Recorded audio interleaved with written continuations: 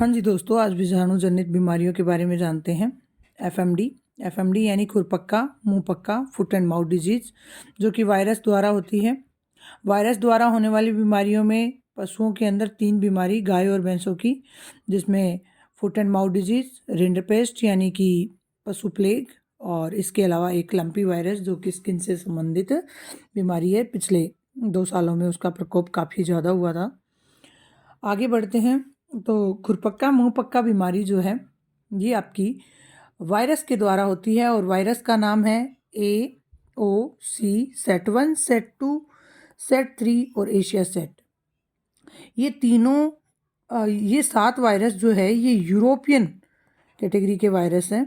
इसके अलावा एक एफ्थो वायरस के नाम से भी ये बीमारी जो है होती है। लक्षणों की अगर हम बात करें तो लक्षणों में पशु को 104 से 108 डिग्री फ़ारेनहाइट का बुखार आता है। इसके अलावा सामान्य लक्षणों में पशु के मुंह से लार टपकती है, आँख और नाक से पानी जैसा लसलसा पदार्थ जो है बहता है। ये इसके कॉमन लक्षण हैं। पशु खाना पीना बंद कर देता है, सुस्त रहता है।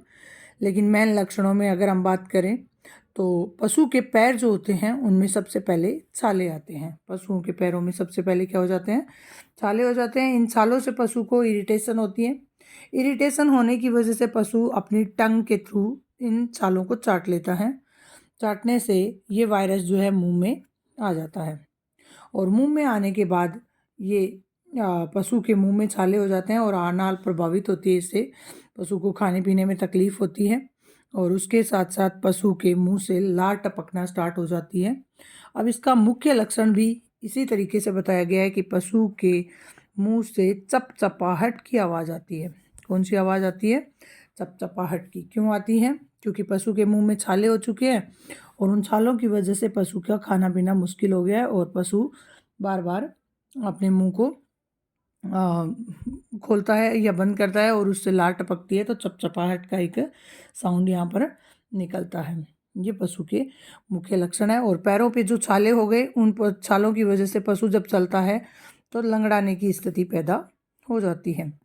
तो इन 2 मेन लक्षणों के साथ हमें ये याद करना है कि खुरपक्का मुंह पक्का बीमारी के लक्षण क्या हैं।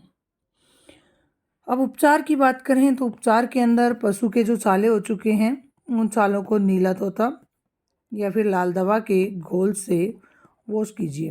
इसके लिए गांव के बाहर बाथ टब भी बनाया जाता है जिसमें एक नाली बनाई जाती है और उस नाली के अंदर से होकर पशुओं को गुजारा जाता है।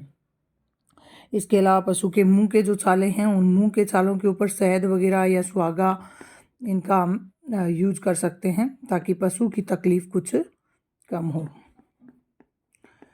नेक्स्ट हम बात करते हैं कि पशु का बीमारी होने के बाद पशु की इस बीमारी की रोकथाम कैसे, होने से पहले इसे रोका कैसे जाए, होने के बाद हम उपचार कर सकते हैं।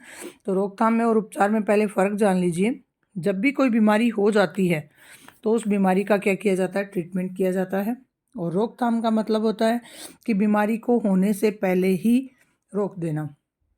तो इसके लिए वैक्सीनेशन का सिस्टम रहता है। पशुओं को वैक्सीनेशन किया जाता है जो कि एफएमडी में 2 बार किया जाता है वर्ष में। सामान्य तौर पर ये बीमारी जो है पशुओं में वर्षा ऋतु के आसपास आती है। तो इस टाइम पशु को वैक्सीन दिया जाता है जिसका नाम है एंटी एफएमडी, खुरपक्का मुंह पक्का वैक्सीन। ओके दोस्तों।